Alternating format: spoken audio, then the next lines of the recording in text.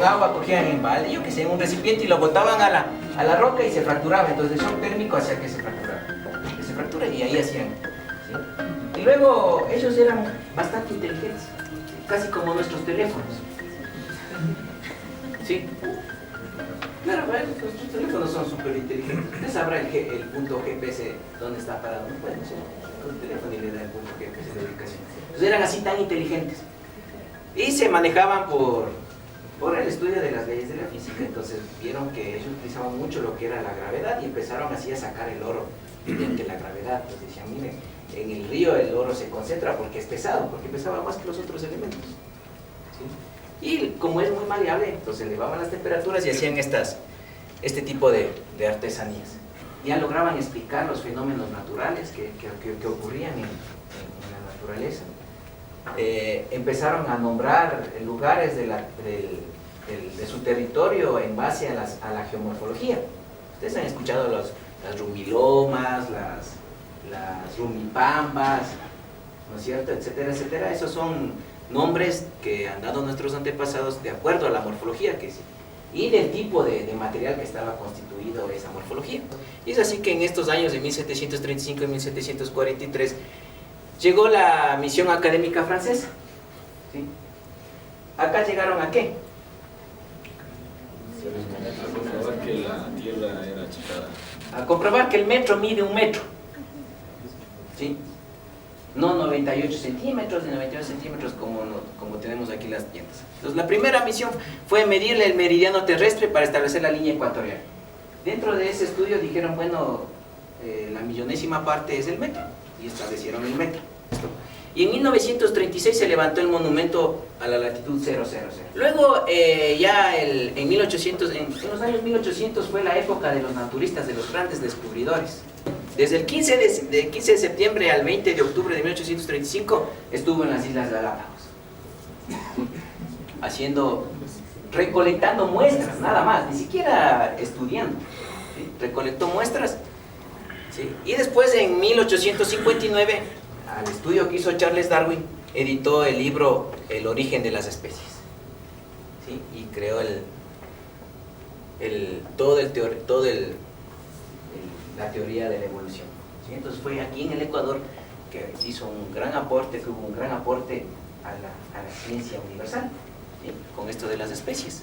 El presidente García Moreno le contrató a Teodoro Wolff como el geólogo del Ecuador. Le dijo, ¿sabe qué, señor geólogo? Aquí está el país, le traigo en sus manos, por favor quiero que me haga la investigación geológica y geográfica del país, ¿sí? Pero él dijo, bueno, yo no trabajo solo, trabajo con equipos, con colegas. Y de la universidad, venían ellos de la Universidad de Alemania, de Leipzig, ¿sí? Una de las mejores universidades del mundo. Y llegaron justo a este periodo entre 1877 y 1874 estos dos vulcanólogos, ¿sí? Alfons Stubel y Wilhelm Reis, ¿sí? Fundó la Politécnica Nacional y él le nombró como profesor de la Politécnica Nacional, ¿sí? Le dijo, usted es encargado de ahí. Pero también dijo, bueno, la Central también no quería crear Central, dijo, bueno, ellos también tienen geología, nosotros también queremos. Crearon geología y también fue profesor de la Universidad Central, de la Facultad de Geología. Publicó en 1892 el libro y mapa geológico que se llama Geografía y Geología del Ecuador. Fue reeditado en 1975 por la Casa de la Cultura y la segunda edición del libro publicado por el Colegio de Ingenieros de Geología, Minas y Petróleos de Guayaquil en el 2007. Luego empieza el periodo de desarrollo de la geología aquí en el país, desde 1893 a 1965. ¿Sí? Como ya anduvieron muchos alemanes por aquí, fueron descubriendo las grandes riquezas que hubo, y más que todo con las dos misiones francesas. La primera que vino para medir el globo terráqueo, el metro, y la segunda para establecer el 000 y también hacer las correcciones que tenían los mapas anteriores y para desarrollar el sistema de triangulación de la cartografía. En el siglo XX, el petróleo en la costa, ¿sí? Las incursiones en el oriente y el oro en el sur llamaron la atención de muchas empresas, ¿sí? Ya que venían desarrollando ese periodo, más que todo por el oro. Y también asociado a lo que era el petróleo aquí en la costa y en el oriente de grandes paleontólogos. Sí, a mediados del siglo XX el petróleo en el oriente, los primeros descubrimientos importantes, ¿sí? Y hubo ya, después del petróleo hubo la declinación de Portobelo y empezó el auge de la minería en Mapuche. Las primeras incursiones del petróleo. Aquí un gas y petróleo en la costa y petróleo acá en el oriente. Inicia la industria del petróleo y minería. ¿Sí? Se firmó en 1911 el primer contrato petrolero. Yo creo que desde ahí empezó la problemática para el Ecuador, porque antes éramos agrícolas, ¿sí? Y de los buenos agrícolas. Pues llegó el petróleo y creo que ahí empezó nuestros problemas. En 1911, firmado por la Anglo Oil Company, que trabajó entre 1910 y 1950 y perforó el primer pozo petrolero llamado Ancón 1, aquí, en Santa Elena. El primer pozo, el primer registro geofísico que hubo en petróleo. Luego hubo el desarrollo minero en Portobelo, una de las minas más grandes de Sudamérica y que fue explotada por el South American Development Company entre 1902 y 1950. Sí, entre los años 1900 y 1950 fue el desarrollo de la parte minera y petrolera. Y bueno, dentro de esta época, sí, empezaron a desarrollarse llegaron acá muchos científicos, pero no tenían dónde irse. Había la Politécnica Nacional y había la Universidad Central. La Politécnica Nacional cerró cuando se murió el García Moreno. ¿Sí? A esta época de aquí ocurre algo importante dentro de lo que es el mundo de la geología. ¿Sí? Empezó a desarrollarse lo que se llama la teoría de la tectónica de placas, donde se explica que el planeta tiene vida. Esa es la tectónica de placas. El planeta está vivo. ¿Sí? Por eso hay sismos, por eso hay erupciones, hay las inundaciones, hay los huracanes, etcétera, etcétera. Y los alemanes llegaban con esa idea acá a la Politécnica Nacional y desde ahí empezó la pelea entre la Politécnica Nacional y la Universidad Central, mientras que los rusos iban a la Universidad Central y decirles, no, esos de la tectónica de placas no sirven, los de la Politécnica no sirven, servimos nosotros. Y al revés, no, la Politécnica, no, los de la Central no sirven porque están antiguos, todavía siguen manejándose, nosotros ya tenemos la tectónica de placas, no sirven. La teoría de la tectónica de placas nació en 1640, lo dio un alemán, un climatólogo que se llama Alfred Benninger. ¿Sí? Él empezó igual con otros estudios a ver que el planeta estaba vivo y a ver evidencias, ¿no? Entonces él dijo, bueno, antes de él había glaciólogos, había oceanógrafos que empezaron a ver cómo funcionaba el planeta. Y había un glaciólogo, no me acuerdo el nombre, pero si usted puede ir a las clases de técnica de placas que yo dicto en la central, ahí me puede explicar. Ahí dice, él estaba en el barco, en la Antártida, y vio que se desprendió un parte de un iceberg y empezó a fluir, a navegar. Y luego más allá se chocó y se fusionó. Entonces dijo, eso puede suceder en el planeta. Y luego vio que sí, en los continentes formaban una especie de rompecabezas. Dijo, entonces en algún momento los continentes estuvieron juntos y empezaron a hacer estudios de geofísica, geología marina, y dijeron, bueno, sí, estuvieron juntos alguna vez los continentes y ahora se siguen separando. ¿Sí? Nicolás Martínez se graduó en la primera Politécnica Nacional en 1923 y 1933. ¿Sí? Y como los alemanes eran más ligados a los volcanes, entonces se especializó en los volcanes. Y hay un libro que se llama Contribuciones para el conocimiento geológico de la región volcánica del Ecuador. Un libro que hasta ahora funciona. ¿Sí? Tiene las descripciones, tiene fotografías, tiene mineralogía, petrografía, es decir, las rocas de los volcanes, que sirve como estudio base para las grandes investigaciones que ahora que lo hacen los volcanólogos del geofísico. ¿Sí? Este es el libro. Él se graduó en la Politécnica Nacional y aquí justo a esa época cuando estudiaba hizo erupción la Tungurahua, el 16 de abril de 1916, 1918 hasta 1923. Y se tiene el registro histórico así como el Vesubio tiene la descripción del Plinio el Joven, acá tenemos del Augusto, ¿sí? Que describió con bastante detalle la erupción de la Tungurahua en 1916-1918. a lo que es la parte de la búsqueda del petróleo. Entonces dijeron, no, el petróleo es ahora dejó el oro ya no es amarillo, sino es negro, y todo el mundo se empezó a buscar petróleo.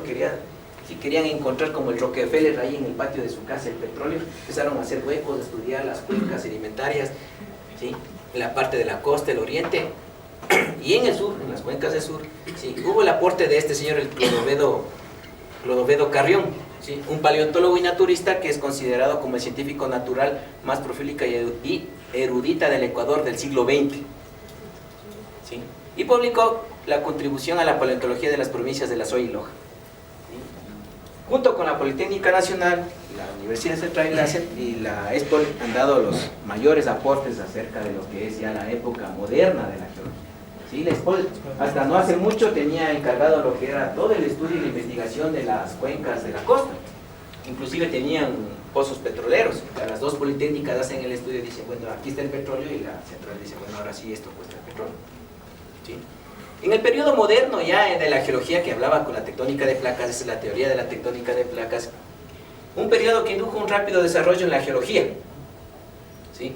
Se caracterizó por la formación de dos nuevas escuelas de geología, institutos de investigación y el desarrollo del servicio geológico, ¿sí?, y el importante aporte de las misiones científicas extranjeras. Entonces, como venían muchos extranjeros, aquí el gobierno dijo, bueno, ¿y ahora qué hacemos? Crearon en la parte gubernamental de la geología, ¿sí? Ahora lo que es el INIGEN, antes se llamaba ¿cómo se llamaba? La CODIGEN, la DINAGE, un pocotón de nombres. Tuvieron más nombres que aporte. ¿Por qué? Porque se manejaba como una parte política, ¿no? El trabajo está ahí, ¿sí? En este periodo fue todo el trabajo de la cartografía geológica del país. Ahí está en el INIGEN, ¿sí? Pero no está publicado. ¿Por qué? Porque posiblemente a las grandes autoridades no les interesa eso, no les dan los recursos. ¿Sí? Ahí está, tenemos colegas del INIGEN que han trabajado duro en el campo haciendo la cartografía, ¿sí?, sentados cartografiando nuevamente, pero no está publicado, ¿sí? Y mientras no esté publicado, a eso hace parecer como que el trabajo no existe o como que no hicieron un trabajo. Ese es el problema que teníamos en esta parte de aquí del servicio geológico. Es por eso que ciertas universidades asumieron ese rol de poder difundir la información. José María Velasco Ibarra reaperturó por tercera ocasión la Politécnica Nacional, y él le dijo, bueno, señores, aquí también son manejados porque quiero que sean los mejores profesionales de la Politécnica Nacional. Llamaron, estuvieron gente que trabajaba en la NASA, gente que trabajaba por ejemplo, en la parte de volcanes, UCGS. En 1972 se abre la Escuela de Geología de la Universidad de Guayaquil, y en 1983 descubren el geofísico, ¿sí? En esta parte, cuando abren por tercera vez, el rector de esa politécnica dijo, bueno, si vamos a abrir la Escuela de Geología, que tengan los mejores profesionales, ¿sí? Es así que en la Politécnica Nacional le encargaron el desarrollo de esa carrera a un franco-canadiense, ¿sí?, que se llama Tomás Fein. Él se encargó de reestructurar nuevamente la geología cientista de aquí del país, porque ya la más práctica, o sea, la que más o menos hasta la actualidad sirve sin la práctica, ¿sí?, hacía la central con Walter Sauer y todos sus acompañantes. O sea, tenía toda la parte práctica de la geología, lo tenía en la central, pero faltaba la parte cientista, ¿sí?, para saber, o sea, cuál es el sexo del petróleo. Eso quería saber, lo dijeron a Hipólitas.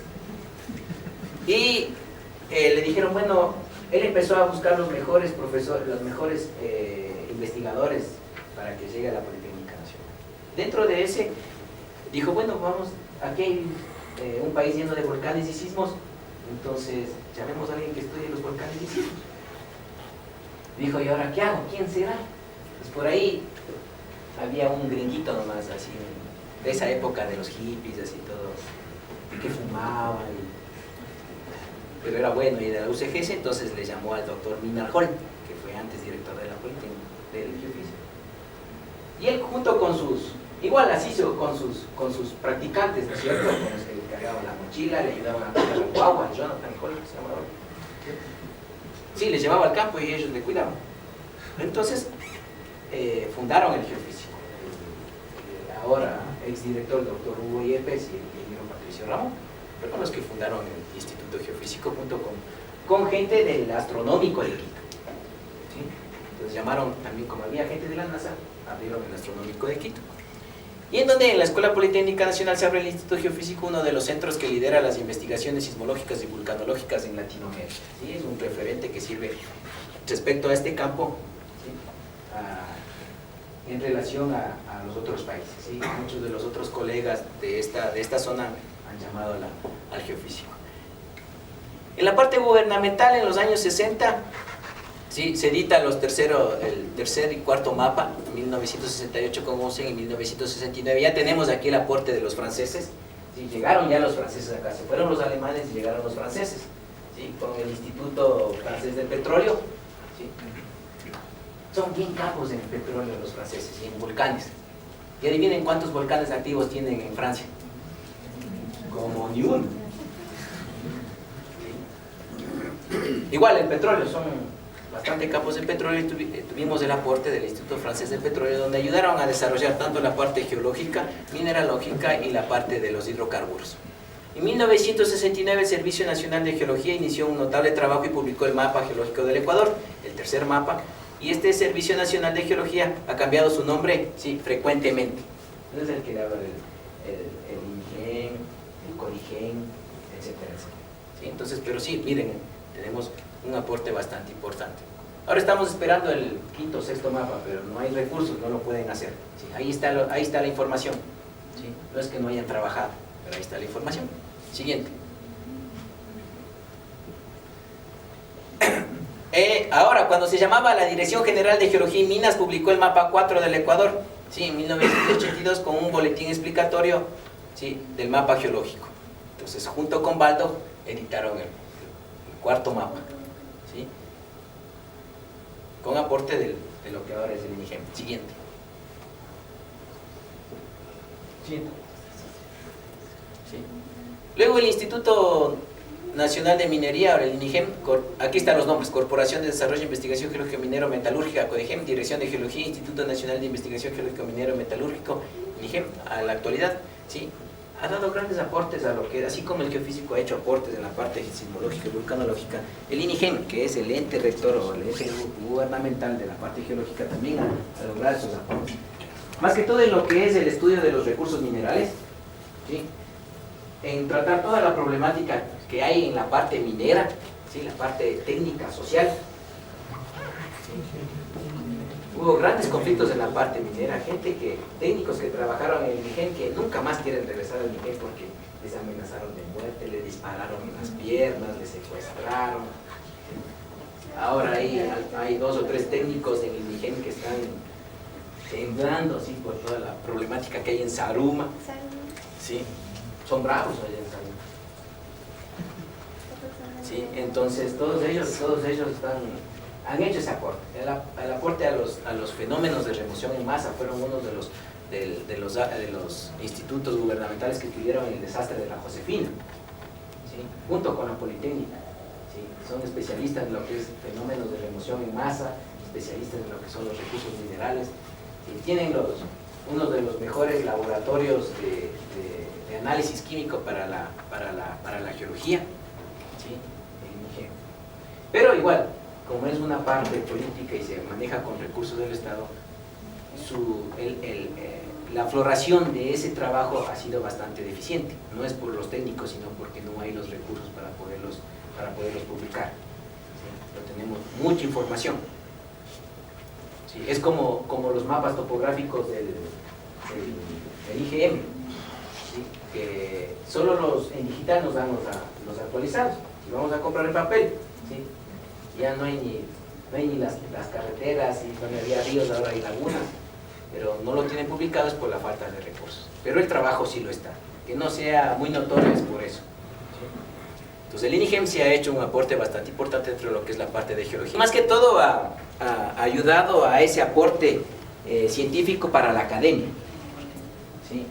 Y uno de los grandes beneficiados de esa academia del INIGEM ha sido la Universidad Central, ¿sí? En donde muchos de los técnicos del INIGEM están de docentes de la Central, y muchos docentes de la Central ahora ya son técnicos de del INIGEM.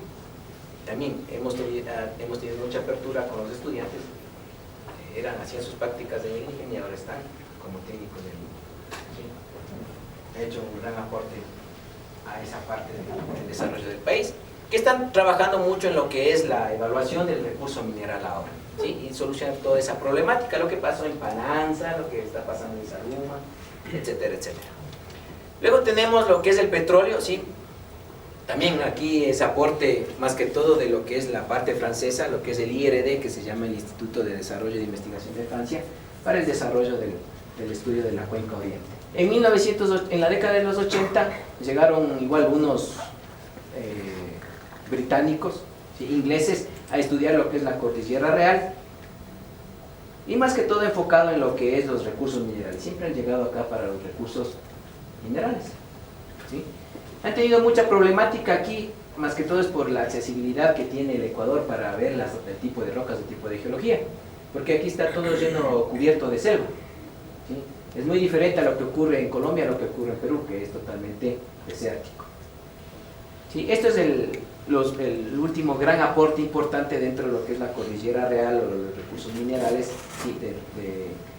Dentro del Ecuador. Sin embargo, hay trabajos puntuales que están ya entrando parte de los científicos suizos a poder entender cómo está funcionando toda la parte mineral de este sector.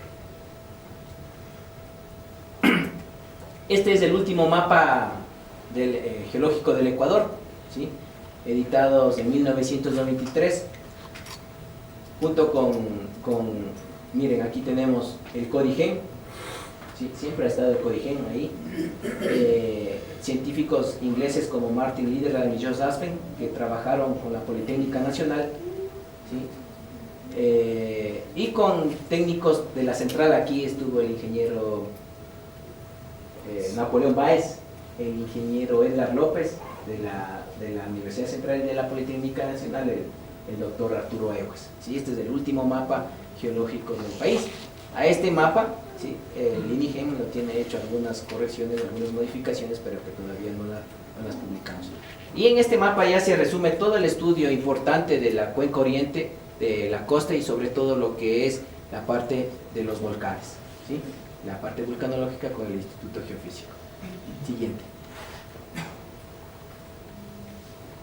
Tenemos mapas adicionales, el mapa metalogénico, es decir, el origen mineral del Ecuador, ¿sí? El último mapa también, ya el INIGEM tiene parte del nuevo mapa, ¿sí?